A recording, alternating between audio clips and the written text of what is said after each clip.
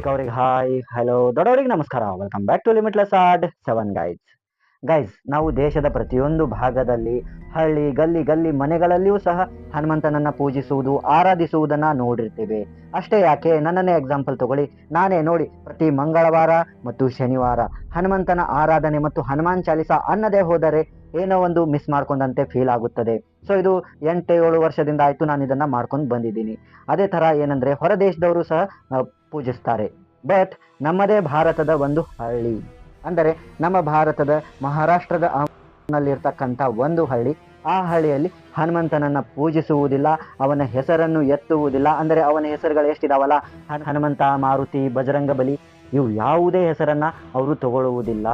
ಮತ್ತು ಅಲ್ಲಿ ಏನಂದರೆ ಅದರ ವಿರುದ್ಧ ಅಸುರ ಅಂದರೆ ಒಂದು ದೈತ್ಯನ ಪೂಜೆಯನ್ನ ಮಾಡ್ತಾರೆ ಗೈಸ್. ಆ್ಯಂಡ್ ಅದು ಎಷ್ಟರ ಮಟ್ಟಿಗೆ ಅವರು ಫಾಲೋ ಮಾಡ್ತಾರೆ ಅಂದರೆ, ಅವರು ತಮ್ಮ ಮನೆಯಲ್ಲಿ ಮಕ್ಕಳ ಹೆಸರು ಅಥವಾ ನಾಮಕರಣ ಮಾಡೋ ಶಾಸ್ತ್ರದಲ್ಲಿ ಹನುಮಂತ ಅಂತ ಅವರು ಇಡುವುದಿಲ್ಲ ಹೆಸರನ್ನ. ಆ್ಯಂಡ್ ಯಾವುದೇ ಒಂದು ಕಾರು ಅಥವಾ ಏನೇ ಪರ್ಚೇಸ್ ಮಾಡಬೇಕಂದ್ರೆ ಅದರದ್ದು ಬ್ರ್ಯಾಂಡಿಂಗ್ ಮಾರುತಿ ಅಂತ ಇದ್ದರೆ ಅದನ್ನು ಸಹ ಪರ್ಚೇಸ್ ಮಾಡುವುದಿಲ್ಲ. ಅಂದರೆ ಮಾರುತಿ 800, ಮಾರುತಿ ವ್ಯಾನ್ ಇವತ್ತನ್ನು ಸಹ ಅವರು ಪರ್ಚೇಸ್ ಮಾಡುವುದಿಲ್ಲ. ಸೊ ಈ ಥರ ಅವರು ಮಾಡ್ತಾ ಬಂದಿದ್ದಾರೆ. ಇದು ಇವಾಗಿಂದಾನೇ ಅಂತ ಅಲ್ಲ, ತಲೆಮಾರುಗಳಿಂದ ಬಂದ್ಬಿಟ್ಟಿದೆ. ಅಂದರೆ ಇದಕ್ಕೆ ಎಷ್ಟು ದೊಡ್ಡ ಹಿಸ್ಟ್ರಿ ಇದೆ ಅಂದರೆ, ನಮ್ಮ ಒಂದು ರಾಮಾಯಣ ಕಾಲದ ಹಿಸ್ಟ್ರಿ ಇದೆ ಗೈಸ್ ಈ ಊರಿಗೆ. ಸೊ ಈ ಊರು ಯಾವುದು ಅಂದರೆ, ಇದರ ಹೆಸರು ಗೈಸ್ ನಂದೂರು. ಆ್ಯಂಡ್ ಅಲ್ಲಿ ಪೂಜೆ ಮಾಡಿರ್ತಕ್ಕಂತಹ ದೈತ್ಯನ ಹೆಸರು ಯಾವುದು ಅಂದರೆ ನಿಂಬ ಎಂಬ ದೈತ್ಯ, ನಿಂಬಾಸುರ ಅಂತ. ಸೊ ಇಂಥ ಒಂದು ದೈತ್ಯನನ್ನ ಅಲ್ಲಿ ಪೂಜೆ ಮಾಡ್ತಾರೆ, ಅವನನ್ನ ಆರಾಧಿಸ್ತಾರೆ. ಅದರ ವಿರುದ್ಧ ಹನುಮಂತನನ್ನ ಅವರು ಆರಾಧಿಸೋದಿಲ್ಲ, ಅವನ ಹೆಸರನ್ನು ಸಹ ಅವರು ತಗೊಳ್ಳುವುದಿಲ್ಲ ಗೈಸ್. ಆ್ಯಂಡ್ ಇದಕ್ಕೆ ಇನ್ಸಿಡೆಂಟ್ಗಳು ಏನಿದಾವೆ ಅಂದರೆ, ಒಂದು ದಿನ ಒಬ್ಬ ಹುಡುಗ, ಅಂದರೆ ಇವಾಗೇನು ಹೊರಗಿನಿಂದ ಕೆಲಸಕ್ಕೆ ಬರ್ತಾರಲ್ಲ ಹಳ್ಳಿಗಳಿಗೆಲ್ಲ, ಸೊ ಹೊಲದ ಕೆಲಸಗಳಿರ್ತಾವೆ ನೋಡಿ, ಆ ಥರ ಬೇರೆ ಕಡೆಯಿಂದ ಒಬ್ಬ ವ್ಯಕ್ತಿ ಕೆಲಸಕ್ಕೆ ಬರ್ತಾನೆ ಒಂದು ಗುಂಪಿನೊಂದಿಗೆ. ಸೊ ಅದರಲ್ಲಿ ಒಬ್ಬವನ ಹೆಸರು ಮಾರುತಿ ಅಂತ ಇರುತ್ತದೆ. ಸೊ ಅವನೇನು ಮಾಡ್ತಾನೆ ಅಂದರೆ, ತನಗೆ ಒಂದು ನೀರಡಿಕೆ ಆಗಿದೆ ಅಂತ ಒಂದು ಬಾವಿಯಲ್ಲಿ ಹೋಗ್ತಾನೆ, ಆ ನಂದೂರಿನ ಒಂದು ಬಾವಿಯಲ್ಲಿ. ಸೊ ಅವನು ಹೋದಾಗ ಸ್ವಲ್ಪ ಲೇಟ್ ಆಯಿತು, ಅವನು ಬರಲೇ ಇಲ್ಲ. ಈತ ಕಡೆ ಇವನ ಜೊತೆ ಇರ್ತಕ್ಕಂಥ ಸಂಗಡಿಗರೆಲ್ಲ ತುಂಬ ಒಂಥರ ಇದು ಆಗ್ಬಿಡ್ತಾರೆ. ಅವರು ಏನು ಇವನು ಇಷ್ಟು ಹೊತ್ತಾದರೂ ಬರಲಿಲ್ಲ ಅಲ್ಲ ಅಂತ ಇವರು ಅವನನ್ನು ಹುಡ್ಕೋಕೆ ಸ್ಟಾರ್ಟ್ ಮಾಡ್ತಾರೆ. ಮಾರುತಿ ಮಾರುತಿ ಮಾರುತಿ ಅಂತ ಒದರ್ಕೊಂತ ಹೋಗ್ತಾರೆ. ಹೋದರೆ ಇವನು ಬಾವಿಯಲ್ಲಿರ್ತಾನೆ. ಸೊ ಇವನು ಅಲ್ಲಿಂದ ಮಾರುತಿ ಅಂದ ತಕ್ಷಣ ಓ ಅಂತ ಅಂತಾನೆ. ಸೊ ಇವನು ಎಲ್ಲಿವರೆಗೂ ಓ ಅಂದಿತ್ತಿಲ್ಲಲ್ಲ ಅಲ್ಲಿಯವರೆಗೆ ಏನು ಆಗಿರಲಿಲ್ಲ ಗೈಸ್. ಬಟ್ ಯಾವಾಗ ಇವನು ಅವರು ಮಾರುತಿ ಅಂದ ತಕ್ಷಣನೇ ಓ ಅಂತ ಅಂತಾನಲ್ಲ, ಅವಾಗೇ ಇವನನ್ನ ಯಾರು ಎತ್ತು ಒಕ್ಕಟ್ಬಿಡ್ತಾರೆ. ಅಂದರೆ ಚಚ್ಚೋಕ್ ಸ್ಟಾರ್ಟ್ ಮಾಡಿಬಿಡ್ತಾರೆ. ಮೇಲೆ ಎತ್ತುವುದು, ಕೆಳಗಡೆ ಬಿಡುವುದು, ರಪ್ ರಪ್ ರಪ್ ಅಂತ ಇವನು ಕೆಳಗಡೆ ಬಿದ್ಕೋತಿರ್ತಾನೆ ಅಲ್ಲೇ ಒಂದು ಬಾವಿಯ ಪಕ್ಕದ ಭಾಗದಲ್ಲಿ. ಇವನನ್ನ ಯಾರು ಎತ್ತು ಒಗಿತಾ ಇದ್ದಾರೆ ಅಂತ ಸಹ ಗೊತ್ತಾಗ್ತಾ ಇರೋದಿಲ್ಲ ಅಂಥ ಒಂದು ಸಂದರ್ಭದಲ್ಲಿ. ಸೊ ಆವಾಗ ಇವ್ರೇನ್ ಮಾಡ್ತಾರೆ ಅಂದ್ರೆ, ಊರಿನ ಜನರನ್ನ ಕರೆಸ್ತಾರೆ. ಊರಿನ ಜನ ಎಲ್ಲ ಅಲ್ಲಿ ಬರ್ತಾರೆ. ಬಂದು ನೋಡಿದ್ರೆ ಈ ಮಾರುತಿ ಅನ್ನೋನಿದನಲ್ಲ ಫುಲ್ ರಕ್ತ ಸಿಕ್ತನಾಗಿ ಬಿಟ್ಟಿರ್ತಾನೆ, ಮೈ ತುಂಬಾ ರಕ್ತ ಗಾಯ್ಸ್. ಸೊ ಆ ಊರಿನವ್ರು ಏನ್ ಮಾಡ್ತಾರೆ ಅಂದ್ರೆ, ಅವನನ್ನ ಎತ್ಕೊಂಡು ಸೀದಾ ಆ ಒಂದು ಮಂದಿರಕ್ಕೆ ಹೋಗ್ತಾರೆ, ಆ ಒಂದು ನಂದೂರಿನ ನಿಂಬ ಎಂಬ ದೈತ್ಯನ ಮಂದಿರಕ್ಕೆ. ಅಂದರೆ ಆ ಊರಿನಲ್ಲಿ ಮಾರುತಿಯ ಮಂದಿರ ಇಲ್ವೇ ಇಲ್ಲ ಗಾಯ್ಸ್. ಸೊ ಅಲ್ಲಿ ಹೋಗ್ತಾರೆ, ಅವನನ್ನ ಕರ್ಕೊಂಡು ಹೋಗಿ ಅವನ ಒಂದು ನಾಮಕರಣವನ್ನ ಮಾಡ್ತಾರೆ. ಅಂದ್ರೆ ಮರುನಾಮಕರಣ ಮಾಡ್ತಾರೆ. ಏನ್ ಮಾರುತಿ ಅಂತ ಹೆಸರಿತ್ತಲ್ಲ ಅದನ್ನ ಚೇಂಜ್ ಮಾಡ್ತಾರೆ ಗೈಸ್. ಅಂಡ್ ನಾವ್ ಅಂತೀವಲ್ಲ ಗೈಸ್, ಏನೋ ಒಂದು ಮ್ಯಾಜಿಕ್ ಆಯ್ತು ಅಂತ, ಅದೇ ಮ್ಯಾಜಿಕ್ ತರ ಇವನು ಗುಣಮುಖನಾಗ್ತಾನೆ, ಎಲ್ಲ ಗಾಯಗಳೆಲ್ಲ ಹೋಗ್ಬಿಡ್ತವೆ. ಸೊ ಇನ್ನೂ ಒಂದು ಇನ್ಸಿಡೆಂಟ್ ಏನಂದ್ರೆ ಗೈಸ್, ಇದೇ ತರಹ ಒಬ್ಬ ವ್ಯಕ್ತಿ ಇದಾನಲ್ಲ, ಒಂದು ದಿನ ಒಬ್ಬ ಡಾಕ್ಟರ್ ಏನ್ ಮಾಡ್ತಾನೆ ಅಂದರೆ ಆ ಊರಿಗೆ ಕೆಲಸದ ನಿಮಿತ್ತ ಬರ್ತಾನೆ. ಅಂದ್ರೆ ಕೆಲಸದ ನಿಮಿತ್ತ ಅಂದ್ರೇನು, ತನ್ನ ಒಂದು ಅಲ್ಲಿ ದವಾಖಾನೆಯನ್ನ ಓಪನ್ ಮಾಡ್ತಾನೆ ಇವನು, ಕ್ಲಿನಿಕ್ನ. ಸೊ ಆ ಒಂದು ಕ್ಲಿನಿಕ್ನಲ್ಲಿ ಜನ ಎಲ್ಲ ಬರ್ತಿರ್ತಾರೆ. ಹೀಗೆ ಒಂದು ಬಿಸ್ನೆಸ್ ಎಲ್ಲ ದೊಡ್ಡದಾಗ್ತಾ ಹೋಗುತ್ತದೆ. ಪೇಷಂಟ್ಗಳೆಲ್ಲ ಹೆವಿ ಬರ್ತಾ ಇರ್ತಾರೆ, ಕಾಸೆಲ್ಲ ಸಿಗೋಕೆ ಸ್ಟಾರ್ಟ್ ಆಗುತ್ತದೆ. ಸೊ ಇವನು ಒಂದು ಮಾರುತಿ 800 ಖರೀದಿಸ್ತಾನೆ. ಸೊ ಇವನು ಖರೀದಿಸಿದ ದಿನದಿಂದನೇ ಅವನ ವ್ಯಾಪಾರ ಎಲ್ಲ ನಿಲ್ಲಾಗ್ಬಿಡುತ್ತೆ. ಆ್ಯಂಡ್ ಪೇಷಂಟ್ಸ್ ಯಾರು ಬರ್ತಾ ಇಲ್ಲ, ಫುಲ್ ಡೌನ್ ಆಗಿಬಿಡುತ್ತೆ, ಎಲ್ಲ ದುಡ್ಡು ಕಾಸೆಲ್ಲ ಖತಮ್ ಆಗಿಬಿಡುತ್ತೆ ಗೈಸ್, ಎಲ್ಲ ಮುಗಿದ್ಬಿಡುತ್ತೆ. ಸೊ ಇವನು ಹೀಗೆ ಒಂದಿನ ಹೋಗ್ತಿರ್ಬೇಕಾದ್ರೆ ಅದೇ ಊರಿನ ಕೆಲವೊಂದಿಷ್ಟು ಜನ ಇವನಿಗೆ ಸಜೆಷನ್ ಕೊಡ್ತಾರೆ. ನೋಡು, ನೀನು ಹೀಗೆ ಈ ಮಾರುತಿ 800 ತಗೊಂಡಿದೆಯಲ್ಲ, ಅದರಿಂದ ನಿನಗೆ ಈ ಥರ ಆಗ್ತಾ ಇದೆ. ನಮ್ಮ ಊರಿನಲ್ಲಿ ಮಾರುತಿ 800 ಅಲ್ಲ, ಮಾರುತಿ ಎಂಬ ಹೆಸರೇ ನಡೆಯುವುದಿಲ್ಲ ಅಂತ ಅವ್ರು ಹೇಳ್ತಾರೆ. ಅವರ ಸಜೆಷನ್ ಅಂತೆಯೇ ಇವನು ಹೋಗಿ ಒಂದು ಟಾಟಾ ಸುಮೋ ಕಾರನ್ನ ಪರ್ಚೇಸ್ ಮಾಡ್ತಾನೆ ಗೈಸ್. ಅಂದಿನಿಂದ ಇವನ ಒಂದು ವ್ಯಾಪಾರ ಮತ್ತೆ ಹೇಳೋಕ್ ಸ್ಟಾರ್ಟ್ ಆಗುತ್ತೆ. ಆ ಡಾಕ್ಟರ್ನ ಹತ್ರ ಪೇಷಂಟ್ಸ್ ಎಲ್ಲ ಬರೋಕ್ ಸ್ಟಾರ್ಟ್ ಆಗ್ತವೆ. ಸೊ ಈ ತರದ ಒಂದು ಇನ್ಸಿಡೆಂಟ್ ಇದೆ ಗೈಸ್. ಸೊ ಇದೇ ತರ ಹಲವಾರು ಇನ್ಸಿಡೆಂಟ್ಗಳಿವೆ. ಆ್ಯಂಡ್ ಇದು ಯಾಕೆ ಈ ತರ ಆಯಿತು ಆ ಒಂದು ಹಳ್ಳಿಯಲ್ಲಿ ಅಂತ ಅಂದರೆ, ಇದಕ್ಕೆ ಒಂದು ರಾಮಾಯಣದ ಸ್ಟೋರಿ ಇದೆ ಗೈಸ್. ಆ ಸ್ಟೋರಿ ಏನಂದರೆ, ಒಂದು ದಿನ ಏನು ಸೀತಾ ಅಪಹರಣ ಆಯ್ತಲ್ಲ, ಸೊ ಅವಾಗ ಹನುಮಂತ ಏನ್ ಮಾಡ್ತಾನೆ ಅಂದ್ರೆ ಎಲ್ಲ ಒಂದು ದೈತ್ಯ ಅಸುರರನ್ನ ಫೈಟ್ ಮಾಡಲು ಹೋಗ್ತಾನೆ ಅವನು. ಸೊ ಹೀಗೆ ಆ ಒಂದು ಹನುಮಂತ ಇಲ್ಲಿಗೆ ಬರ್ತಾನೆ ನಂದೂರಿಗೆ. ಇವನು ಒಂದು ನಿಂಬ ಎಂಬ ಅಸುರ ಇರ್ತಾನಲ್ಲ, ಸೊ ಅವನ ಜೊತೆ ಇವನು ಫೈಟ್ ಮಾಡೋಕೆ ಸ್ಟಾರ್ಟ್ ಮಾಡ್ತಾನೆ. ಇಬ್ಬರು ಗಾಯ್ಸ್ ಒಬ್ಬರಿಗೊಬ್ರು ಮೀರಿಸುವಂತೆ ಫೈಟ್ ಮಾಡ್ತಿರ್ತಾರೆ. ನಿಂಬ ದೈತ್ಯನು ಯಾವುದೇ ಕಾರಣಕ್ಕೂ ಕಮ್ಮಿ ಇರುವುದಿಲ್ಲ, ಅವನು ಸಹ ಹನುಮಂತನ ಸರಿ ಸಮಾನವಾಗಿನೇ ಫೈಟ್ ಮಾಡ್ತಿರ್ತಾನೆ. ಬಟ್ ಏನಾಗುತ್ತದೆ ಅಂದರೆ ಒಂದು ಸಂದರ್ಭದಲ್ಲಿ ನಿಂಬಾ ದೈತ್ಯ ಮತ್ತು ಹನುಮಂತ ಇಬ್ಬರು ಕೆಳಗಡೆ ಬೀಳ್ಕೊಂಡ್ಬಿಡ್ತಾರೆ ಸುಸ್ತಾಗಿ.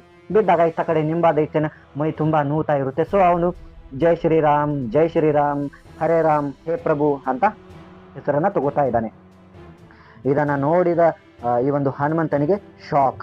ಏನು ಇವನು ಅಸುರ ಕುಲದವನು, ಇವನು ಒಬ್ಬ ಅಸುರ, ಇವನು ಯಾಕೆ ಶ್ರೀರಾಮರ ಹೆಸರನ್ನ ತಗೋತಾ ಇದ್ದಾನೆ, ನನ್ನ ಪ್ರಭುವಿನ ಹೆಸರು ಅಂತ ಹನುಮಾನ್ ಎದ್ ನಿಂತ್ಕೊಂಡು ಅವನಿಗೆ ಕೇಳ್ತಾನೆ, ಯಾಕೆ ನೀನು ನಮ್ಮ ಪ್ರಭುಗಳ ಹೆಸರನ್ನ ತಗೋತಾ ಇದೀಯಾ ಅಂತ ಅನ್ನುವಷ್ಟರಲ್ಲಿ ಗಾಯ್ಸ್ ಶ್ರೀರಾಮ ದೇವರು ಅಲ್ಲಿ ಪ್ರಕಟವಾಗ್ತಾರೆ.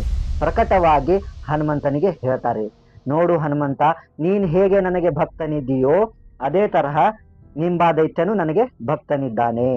ಸೊ ಅವನು ಸೀತಾ ಅಪಹರಣ ಮಾಡಿಲ್ಲ, ಅವನನ್ನ ಬಿಟ್ಬಿಡು ಅಂತ ಅಂತಾನೆ. ಸೊ ಇಲ್ಲಿ ಹನುಮಂತ ಶಾಂತವಾಗ್ತಾನೆ. ಅಂಡ್ ಹೇಗೂ ಈ ನಿಂಬಾ ದೈತ್ಯನಿಗೆ ಡ್ಯಾಮೇಜ್ ಆಗಿರುತ್ತದೆ. ಸೊ ಈ ಒಂದು ದೇವರು ಶ್ರೀರಾಮರು ಇದಾರಲ್ಲ, ಇವ್ರು ಏನ್ ಮಾಡ್ತಾರೆ ಅಂದರೆ, ನೋಡು ನನ್ನಿಂದ ನಿನಗೆ ಕಷ್ಟವಾಯಿತು ಅಂತ ಆ ದೈತ್ಯನಿಗೆ ಅಂದು ಅವ್ರಂತಾರೆ, ಹೇ ನಿಂಬಾಸುರ ದೈತ್ಯ, ನಿನಗೆ ಏನು ವರ ಬೇಕು ಕೇಳು, ನಾನು ಕೊಡ್ತೀನಿ ಅಂದಾಗ ನಿಂಬಾಸುರ ಅಂತಾನೆ, ನೋಡಿ ಭಗವಾನ್ ರಾಮದೇವರು ಹನುಮಂತನನ್ನ ಎಲ್ಲ ಕಡೆಗಳಲ್ಲೂ ಪೂಜಿಸ್ತಾರೆ, ಅವನ ಮಂದಿರಗಳು ಪ್ರತಿಯೊಂದು ಊರಿನಲ್ಲಿವೆ. ಬಟ್ ನಂದು ಯಾವುದೇ ಮಂದಿರವಿಲ್ಲ, ನಾನು ನಿಮ್ಮ ಭಕ್ತನಿದ್ದೀನಿ. ಅಸುರ ಕುಲದಲ್ಲಿ ಯಾರಿಗೂ ದೇವರುಗಳು ಅಂತ ಅಂದ್ರೆ ಪೂಜಿಸೋದಿಲ್ಲ, ಅವರ ಮಂದಿರಗಳು ಇರುವುದಿಲ್ಲ. ಸೊ ನನಗೂ ಎಲ್ಲಿ ಆದರೂ ಒಂದು ಮಂದಿರ ಮಾಡಿಕೊಡಿ ಮತ್ತು ನನ್ನನ್ನು ಜನ ಪೂಜಿಸುವಾಗೆ ಆಗ್ಲಿ.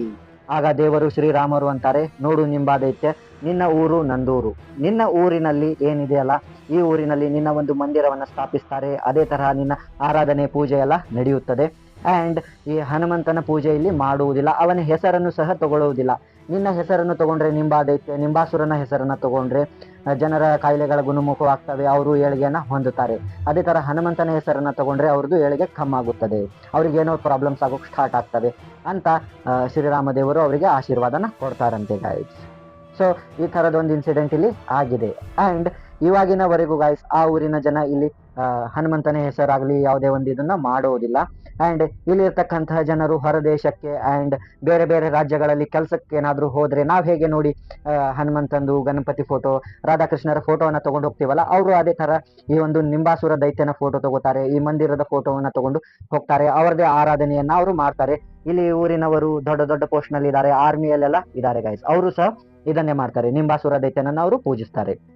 ಆ್ಯಂಡ್ ನಿಮಗನ್ನಿಸ್ಬೋದು ಇವಾಗ ನಿಂಬಾಸುರ ದೈತ್ಯ ಅಂದರೆ ಇವನಿಗೆ ಎಂತಹ ನೈವೇದ್ಯ ಇರಬೇಕು. ಸಾಮಾನ್ಯವಾಗಿ ಅಸುರರು ಅಂದರೆ ಅವರಿಗೆ ನಾವು ಈ ಒಂದು ನರಬಲಿ, ಪ್ರಾಣಿ ಬಲಿ ಇವೆಲ್ಲ ಕೊಡೋದು ಸರ್ವೇ ಸಾಮಾನ್ಯ. ಸೊ ಅದೇ ಥರ ನಿಂಬಾಸುರ ದೈತ್ಯನಿಗೆ ಇವೆಲ್ಲ ಆಗೋದಿಲ್ಲ ಗಾಯ್ಸ್. ನಾರ್ಮಲ್ ದೇವರಿಗೆ ಹೇಗೆ ನಾವು ಹೋಳಿಗೆ ನೈವೇದ್ಯವನ್ನು ಕೊಡ್ತೀವಲ್ಲ, ಅದೇ ಥರ ಇಲ್ಲಿನೂ ನಾರ್ಮಲ್ ನೈವೇದ್ಯವನ್ನು ಕೊಡ್ತಾರೆ.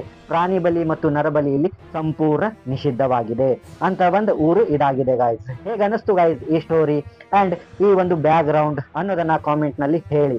ಇದರದ್ದು ಒಂದು ಸಜೆಷನ್ ಅನ್ನ ನನಗೆ ಕೊಟ್ಟಿರೋದು, ಅಂದ್ರೆ ಇದು ಬ್ಯಾಕ್ ಗ್ರೌಂಡ್ ನ ಸಜೆಷನ್ ನನಗೆ ಕೊಟ್ಟಿರೋದು ಪ್ರತಿಮಾ ಎಂಬ ಒಬ್ಬ ಸಬ್ಸ್ಕ್ರೈಬರ್ ಅವರು. ಸೊ ನನಗೆ ಅವರು ತುಂಬಾನೇ ಹೆಲ್ಪ್ ಮಾಡಿದ್ರು ಗಾಯ್ಸ್. ಈ ತರ ನನ್ನ ತಲೆಯಲ್ಲಿ ಓಡ್ತಾನೆ ಇರಲಿಲ್ಲ, ನಾನು ಈ ತರನು ಸೆಟಪ್ ಮಾಡ್ಕೋಬಹುದು ಅಂತ ಬ್ಯಾಕ್ ಗ್ರೌಂಡ್ ನಲ್ಲಿ. ಸೊ ಅವರು ಈ ತರ ಮಾಡುವಂತ ಸ್ಟೆಪ್ ಬೈ ಸ್ಟೆಪ್ ನನಗೆ ಹೇಳಿಕೊಟ್ರು, ಅದೇ ತರ ನಾನು ಸೆಟಪ್ಸ್ ನ ಮಾಡಿದ್ದೀನಿ. ನನಗೆ ತುಂಬಾ ಖುಷಿ ಆಯ್ತು ಆ್ಯಂಡ್ ಎನರ್ಜೆಟಿಕ್ ಆಗಿ ಫೀಲ್ ಆಗ್ತಾ ಇದೆ ಗಾಯ್ಸ್. ಅವರಿಗೆ ನಾನು ತುಂಬು ಹೃದಯದ ಧನ್ಯವಾದಗಳನ್ನ ಹೇಳ್ತೀನಿ. ಅದೇ ತರ ಗಾಯ್ಸ್ ನನ್ನ ಚಾನೆಲ್ ಅನ್ನ ನೀವು ಪಟ್ ಪಟ್ ಪಟ್ ಪಟ್ ಅಂತ ಸಬ್ಸ್ಕ್ರೈಬ್ ಎಲ್ಲ ಮಾಡ್ಕೋತಾ ಇದ್ದೀರಿ, ಅದಕ್ಕೂ ತುಂಬು ಹೃದಯದ ಧನ್ಯವಾದಗಳು. ಹೀಗೆ ನನ್ನನ್ನ ಸಪೋರ್ಟ್ ಮಾಡಿ ಗಾಯ್ಸ್. ನೋಡಿ, ಪ್ರೀತಿ ಕೊಟ್ಟರೆ ಪ್ರೀತಿ ಸಿಗುತ್ತದೆ ಅಂತ ನಾನು ಕೇಳಿದೆ ಹಿರಿಯರಿಂದ, ಪ್ರೀತಿ ದೊಡ್ಡದಾಗುತ್ತದೆ ಅಂತ. ಸೊ ಇದು ನಿಮ್ಮ ಪ್ರೀತಿ ಗಾಯ್ಸ್ ಅಂತ ನಾನು ಹೇಳ್ತೀನಿ. ನೋಡಿ, ನೀವು ಇಷ್ಟೆಲ್ಲ ಪ್ರೀತಿ ತೋರಿಸ್ತಾ ಇದ್ದೀರಿ, ನನಗೆ ಎನರ್ಜಿ ಬರ್ತಾ ಇದೆ, ಒಂದೊಂದೇ ಸ್ಟೆಪ್ ನಾನು ಮುಂದೆ ಹೋಗ್ತಾ ಇದ್ದೀನಿ. ಹೀಗೆ ಪ್ರೀತಿ ತೋರಿಸ್ತಾ ಇರಿ ಗಾಯ್ಸ್. ನಿಮ್ಮಿಂದ ನನಗೆ ದುಡ್ಡಾಗಲಿ ಏನು ಬೇರೆ ಬೇಡ ಗಾಯ್ಸ್, ಜಸ್ಟ್ ನಿಮ್ಮ ಪ್ರೀತಿ ಸಿಗಲಿ ಅಂತ ನಾನು ಹೇಳ್ತೀನಿ ಗಾಯ್ಸ್. ಹೀಗೆ ಹೇಳ್ತಾ ಥ್ಯಾಂಕ್ ಯು ಗಾಯ್ಸ್.